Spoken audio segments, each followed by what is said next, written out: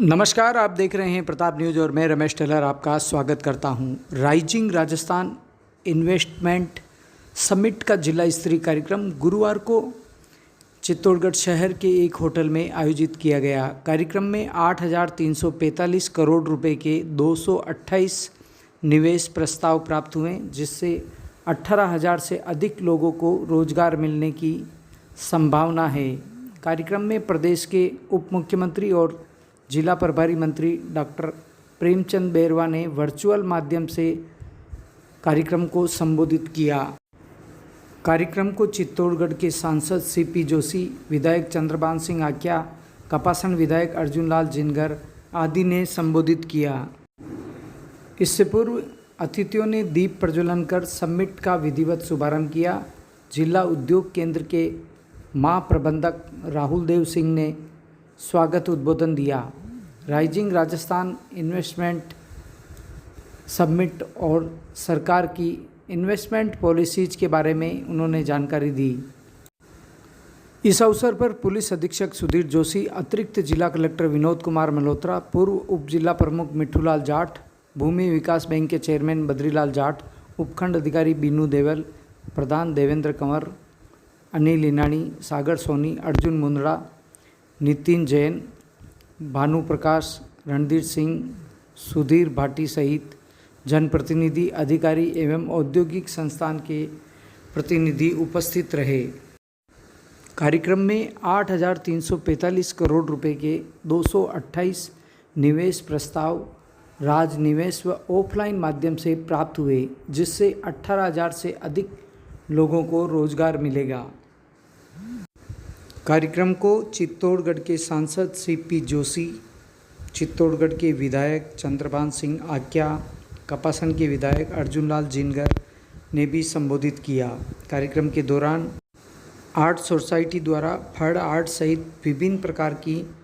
प्रदर्शनियां भी यहां देखने को मिली। उसके साथ ही कई कलाकारों ने अपनी प्रस्तुतियां भी दी। चलिए अब आपको सुनाते हैं कि सांसद सीपी जोशी व विधायक चंद्रभान सिंह आक्या ने अपने अपने उद्बोधन में क्या कहा और किस प्रकार से औद्योगिक क्षेत्रों में होने वाली घटनाओं पर अपनी भूमिका अदा करने की बात कही। नामचीन हस्तियाँ और यहाँ इस हॉल में भी उपस्थित इस देश की अर्थव्यवस्था में जो अपना महत्वपूर्ण भूमिका निभाते हैं, ऐसे सभी उद्योग जगत से जुड़ी हुई हस्तियों का मैं इस क्षेत्र का प्रतिनिधि होने के नाते आप सबका स्वागत और अभिनंदन करता हूं। राइजिंग राजस्थान इन्वेस्टर मीट माननीय मुख्यमंत्री जी का और माननीय प्रधानमंत्री जी का मैं धन्यवाद देता हूं। इस प्रकार की सोच के साथ कि राजस्थान में बहुत प्रचुर संभावनाएं हर सेक्टर में है और मैं सोचता हूं देश का एक ऐसा प्रदेश जिसमें हर सेक्टर में, हर क्षेत्र में बहुत बड़ी संभावना है। जो देश की लैंड बैंक का लगभग 3.5 लाख वर्ग किलोमीटर जिस प्रदेश की जिसके पास बड़ा लैंड बैंक हो, मैं सोचता हूँ देश का सबसे बड़ा लैंड बैंक किसी के पास है तो राजस्थान के पास है। हमारे पास मैन पावर की कमी नहीं है, हमारे पास मिनरल्स की कमी नहीं है, हमारे पास पेट्रोलियम की कमी नहीं है, हमारे पास गौरवशाली इतिहास है, हमारे पास पेट्रोलियम है, हमारे पास झीलें हैं, हमारे पास पहाड़ है, हमारे पास रेगिस्तान है, हमारे पास गौरवशाली इतिहास है। लेकिन जरूरत है सबको एक मंच पर लाने की और उनको सिंगल विंडो के माध्यम से सारी व्यवस्थाएं उपलब्ध कराने की। कोई भी व्यक्ति इन्वेस्ट करता है तो उसको जरूरत होती है आवश्यक सुविधाएं अगर तुरंत मिल जाए तो निश्चित रूप से वो वहां इन्वेस्ट भी करता है, वहां रेवेन्यू भी देता है, वहां एम्प्लॉयमेंट भी देता है और उस क्षेत्र की और प्रदेश की और देश की प्रगति में बहुत महत्वपूर्ण भूमिका भी निभाता है। सीनियर विधायक अर्जुन लाल जिनगर साहब, हमारे प्रभारी सचिव के रूप में अटरू साहब, भानु प्रताप जी, कलेक्टर साहब आलोक रंजन जी, एसपी साहब सुधीर जी, जोशी जी, हमारे भूमि विकास बैंक के चेयरमैन साहब पूर्व विधायक भाई बद्रीलाल जी जाट साहब, प्रधान साहब देवेंद्र कुंवर जी, पुंगलिया साहब, मीणा जी, अनिल जी, ईनानी जी और सभी यूनिट के वंडर आदित्य, जेके, कर्नल साहब, मुंद्रा जी, सभी सम्मानित मंच और सभी इंडस्ट्री से पधारे हुए हमारे यहाँ के अर्थव्यवस्था को, पूरी राजस्थान की अर्थव्यवस्था को देखने वाले ऐसे मार्बल व्यवसायी और सभी अधिकारीगण, कर्मचारीगण और मेरे सभी साथीगण और पत्रकार बंधु, चित्तौड़गढ़ जिले में वास्तव में इंडस्ट्रीज की काफ़ी लगाने की गुंजाइश भी है, क्योंकि एक सीमेंट का हब तो है ही है, उसके अलावा पर्यटक की दृष्टि से देखो, मार्बल का हब देखो, और यहाँ का मार्बल व्यवसाय के कारण कम से कम अटरू सर भानु प्रताप जी, कम से कम 8 से 10 हज़ार लोगों को यहाँ रोजगार मिलता है, काम मिलता है, और काफ़ी यहाँ की जो व्यवस्था है, छोटे मोटे हमारे यहाँ के विकास डेवलपमेंट में भी काम करते हैं, और जितने भी हमारे यहाँ जिंक हो, आदित्य हो, बिरला हो, वंडर हो, लापार्ज हो, इनसे भी काफ़ी रोजगार हमारे यहाँ के लोकल लोगों को मिला है और भी मिलेगा, हम ऐसे आशाएं करते हैं। पर ऐसा वातावरण बने, उसके लिए जब भी यहाँ इंडस्ट्रीज में छोटे मोटे कोई कारण होते हैं और वहाँ धरना हड़ताल प्रदर्शन होते हैं,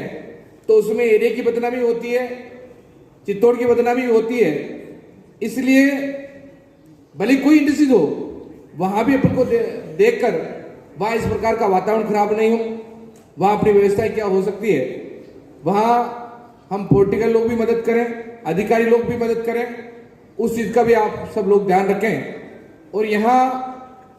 ये सिरेमिक टाइलें जो बनती है, आज मोरवी में बनती है, गुजरात में बनती है, उसका कच्चा माल कम से कम 90% माल हमारे राजस्थान से, और सबसे ज़्यादा माल 70% चित्तौड़गढ़ जिले से जाता है। तो इसके भी काफ़ी गुंजाइश है। इसके लिए मादलदा में हमारी कलेक्टर साहब बहुत बड़ी ज़मीन पड़ी है, उस ज़मीन के लिए मैंने बात आपसे भी करी, आगे भी करी। ये इंडस्ट्रीज के लिए अगर हो जाए तो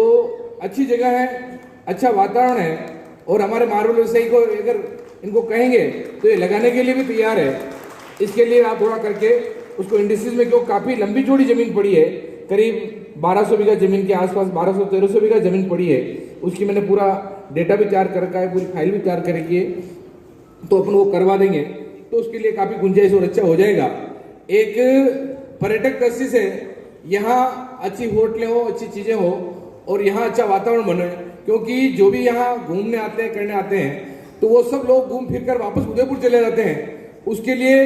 बसी सेंचुरी अपन अच्छी डेवलप कर सकते हैं। और